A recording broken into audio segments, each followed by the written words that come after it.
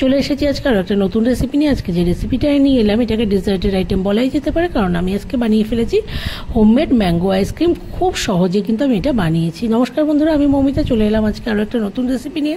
আজকে যে রেসিপিটা নিয়ে এলাম বলেই দিলাম, এটার নাম হচ্ছে ম্যাঙ্গো আইসক্রিম। কিন্তু আমি এটা বানিয়েছি একদম হেলদি প্রসেসে, একদম কোনো নো সুগার। কিন্তু এই আইসক্রিমটা যারা ডায়েট চার্ট দিয়ে যাচ্ছ তারা কিন্তু এটা খেতেই পারো, কোনো অসুবিধা নেই। প্রথমেই আমি 2 প্যাকেট দুধ নিয়ে নিচ্ছি। আমি প্যাকেটের দুধ দিয়েই করছি, আমুলের কাউ মিল্কটা নিলাম।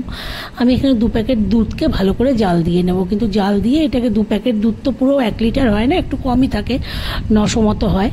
তা সেটাকে আমি জাল দিয়ে এইটাকে 650 থেকে 700 আনতে হবে। কিন্তু জাল দেওয়াটা এভাবে জাল দিতে হবে। এদিকে আমি আমন্ড আর কাজু ভিজিয়ে নিচ্ছি। আমন্ড আর কাজুটাকে জলে ভিজিয়ে 1 থেকে 1.5 ঘন্টার জন্য রেখে দেবো। আর আমন্ডের কিন্তু খোসা ছাড়িয়ে নেব।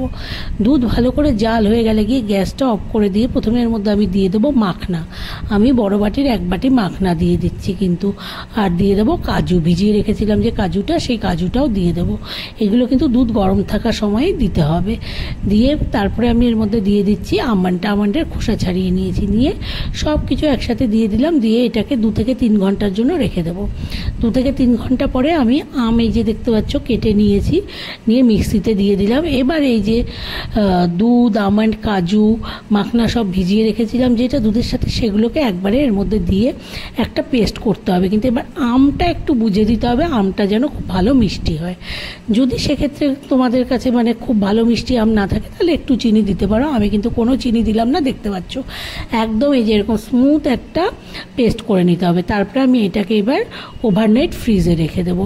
তারপরে আমি ফ্রিজ থেকে বের করে তোমাদেরকে 8 থেকে 10 ঘন্টা পরে দেখাবো যে এটা কেমন হলো। এই যে দেখতে পাচ্ছ পুরো সফট হয়েছে। এটা কিন্তু কোনো আমি ফ্রেশ ক্রিম তো ইউজ করিনি, দেখলে জাস্ট মাখনার জন্য এই জিনিসটা এতটা সফট হয়েছে। কিন্তু এটা খুবই হেলদি, বাচ্চাদের জন্যও উপকারী, আবার বড়দের জন্য উপকারী। আশা করি রেসিপিটা ভালো লাগলে লাইক করো, শেয়ার করো, কমেন্ট করো। আমার চ্যানেলটাকে প্লিজ সবাই একটু সাবস্ক্রাইব করে নিও। সবাইকে অনেক অনেক ধন্যবাদ রেসিপিটা দেখার জন্য।